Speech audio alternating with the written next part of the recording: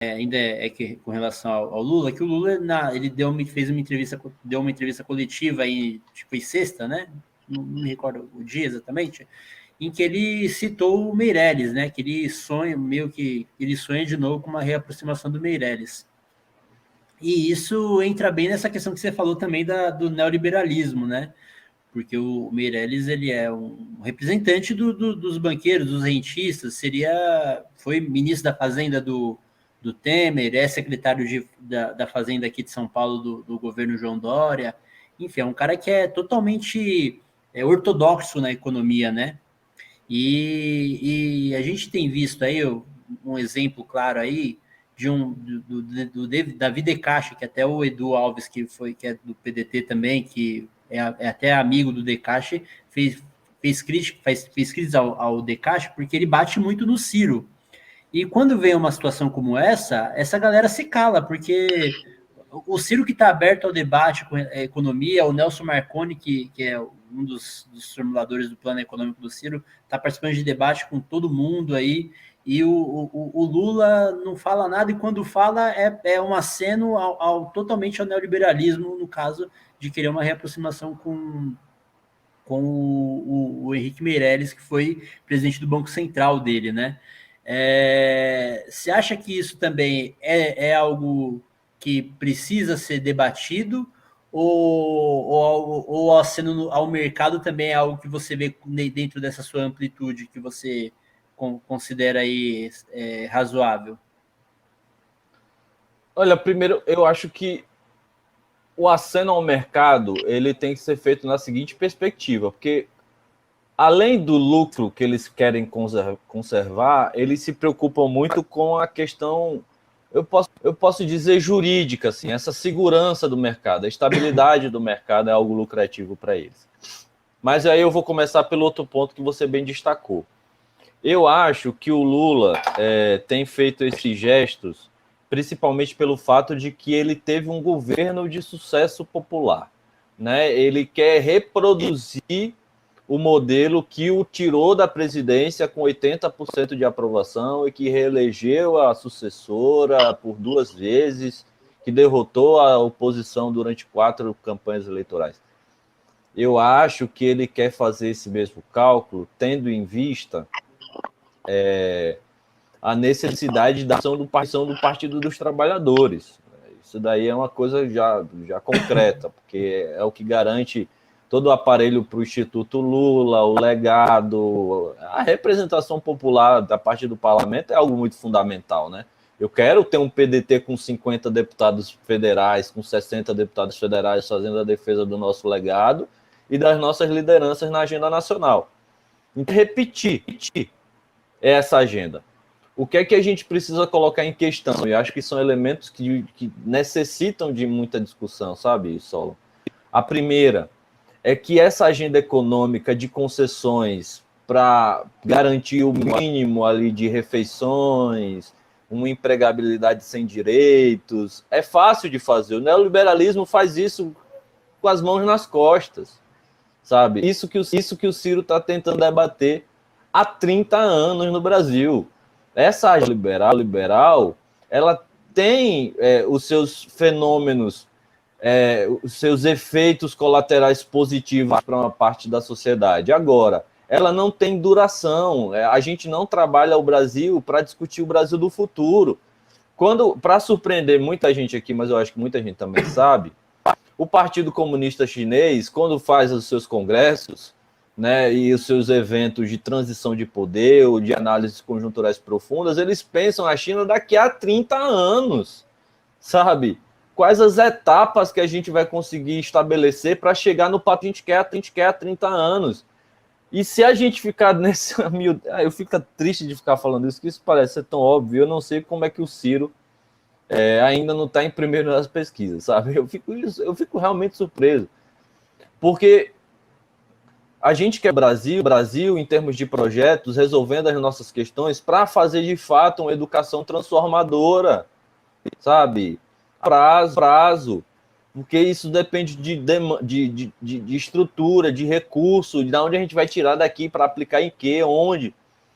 E como a gente vai fazer isso, democracia representativa com mandato eletivo de 8 anos? A China conseguiu fazer isso lá porque tem um partido que hegemoniza o processo político, né? Um partido único. E aí a gente precisa analisar isso a partir dessa eleitoral. E mantém a população refém, porque vive de um personalismo sem projeto, e de 10 em 10 anos a gente coloca 30 milhões de pessoas na pobreza, 60 milhões de pessoas passando fome, sem os direitos básicos, indo atrás de pé de galinha para comer, de resto de peixe, dependendo da economia global para sobreviver, com um Brasil como esse, cara, que a gente, como o Ciro fala, a gente planta um tipo de produto no sul, outro no nordeste, no centro-oeste para exportação. E a gente fica nessa dependência ridícula, né? Um Brasil que está na arena central de discussões sobre o meio ambiente do futuro, e o Lula querendo fazer um projetinho de reforma para 3 refeições por dia, que é o mínimo, sabe? Que não deveria nem ser projeto de discussão, é um projeto básico, primário, como vem o Eduardo Suplicy fala há anos. Isso daqui, para fazer, a gente gasta 0,5% do PIB para resolver o problema de brasileiros sobre questões básicas. E esse projeto do Lula é simplesmente isso, querer retomar a agenda de arroxo, como ele sempre fez, de entrega do patrimônio público, como ele sempre fez, de entrega das taxas excessivas de lucro, como ele sempre fez, para dar uma garantia mínima e para a galera, como o João, bater palma no Twitter hoje, como foi o caso do ex-BBB criticando o Lula, o Ciro, sabe? Então, eu acho que são essas posições que a gente precisa refletir bastante. A gente precisa conversar com o povo falando o seguinte: olha, eu não estou pedindo o seu voto para a gente resolver os próximos 4 meses da sua vida. Eu estou pedindo o seu voto para a gente resolver os próximos 20 anos da sua geração, da sua família. Olha, onde seu filho vai estudar daqui a 20 anos? Qual vai ser o nosso PIB daqui a 20 anos? Enfim, é uma arena de discussão muito profunda, sabe? Que o Ciro faz essa análise bem, e que, infelizmente, a gente vai, uma vez, ter que enfrentar a discussão da mamadroca, vendo família de 70 reais, né? E o Lula acha que a gente vai conseguir resolver essa crise econômica que desastrou a economia agora com a pandemia, que vem também desde 2008, vem com a nossa desindustrialização, vendendo as nossas economias, vendendo o nosso patrimônio para dar meia dúzia de alimento ali para satisfazer os interesses, não só de uma população que está abaixo da linha da pobreza, mas também dos movimentos sociais cúmplices dessa agenda. Quando a gente fala do Eunício, por exemplo, e questiona essa posição do Lula, assim faz o Levante Popular da Juventude, uma organização que conta com meu respeito e admiração em qualquer lugar que eu esteja, estava escrachando o apartamento do Eunício em Fortaleza. Mas aqui na reunião do Lula com o Eunício não fizeram nada. E aí a gente se pergunta, o que é que a gente está discutindo enquanto juventude formadora para pensar o Brasil que a gente quer viver para os próximos 40 anos, que é onde dura até a nossa geração, e se durar. Né? Então são essas as reflexões importantes que a gente tem que fazer para o futuro. Eu acho que é necessário demais o debate e a nossa turma tem que aprender bastante sobre isso. Não comigo, que não sou referência teórica para ninguém, mas em uma profundidade mais complexa da análise e real. Levante Popular da Juventude, que foi um movimento cuja uma das fundadoras já teve aqui no Futetrab, a Juliane Furno, que é economista, doutora em desenvolvimento econômico. Até um abraço para ela, que foi a primeira e única petista que ela não é petista totalmente, né, mas ela é filiada, ela é ligada ao Levante, tudo, e tem essa proximidade aí com o petismo. Bom, comentando aí também a questão, até disso que você falou, casa bem com que o vídeo que o Ciro postou hoje nas redes sociais, né? Que até a mídia petista já falou que o Ciro já acabou com a trégua, que o Ciro está atacando o Lula, né? Porque o Ciro basicamente disse no vídeo, isso que você falou, que o Lula quer repetir o modelo, mas num país totalmente diferente do que ele pegou, tanto politicamente quanto economicamente, né? Hoje a gente tem uma instabilidade política muito grande, uma polarização muito maior do que era antes.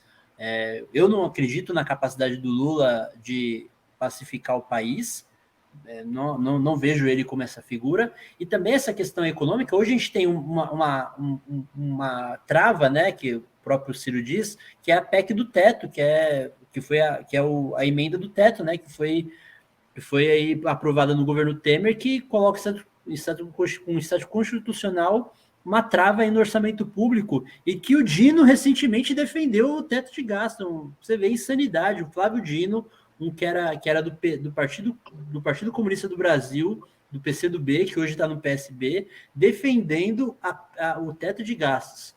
E o Lula não tem uma posição firme com relação a isso. Então, o país mudou, tanto na parte econômica como na parte política, e além dessa questão, que a gente sabe que o Lula ele fez um governo bom com relação nas pautas sociais, mas ele teve uma questão que a gente não sabe se vai ter nos próximos 4 anos, que foi um boom no preço das commodities que entrou dólar a rodo aqui no Brasil durante os 8 anos do governo Lula. Então, será que a gente vai ter essa mesma situação de ter um boom das commodities? Era uma bonança no mercado internacional que a gente não sabe, a gente está saindo de uma pandemia, a gente não sabe se vai. A tendência é que não. Então a gente vai mesmo financiar a nossa economia com o dinheiro dos outros, contando com o boom da commodities. Então o Lula está querendo repetir o modelo num país totalmente diferente, que a gente não sabe se vai ter as mesmas condições que ele teve nos 2 primeiros governos dele. Então é isso que é importante para a gente discutir também, para colocar um choque de realidade nessa galera, porque o Lula está querendo repetir o mesmo modelo econômico e político, que a tendência é ser a tragédia, né? E, de repente, até surgir daqui 4 anos também um novo Bolsonaro, mais preparado, mais qualificado intelectualmente, para fazer tudo isso que o Bolsonaro não conseguiu. Fazer mais do que o Bolsonaro não conseguiu fazer pela incompetência dele, né?